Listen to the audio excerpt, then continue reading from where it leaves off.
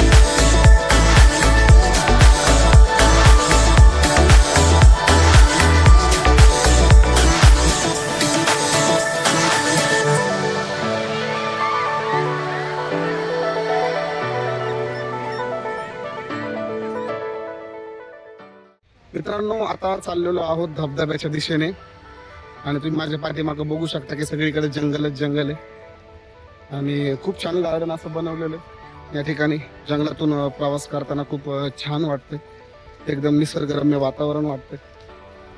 तुम्ही बघू शकता, तुम्हाला कदाचित धबधब्याचा आवाज पण येत असेल. लवकरच लवकर तुम्हाला धबधबा सुद्धा दाखवण्याचा प्रयत्न करतो.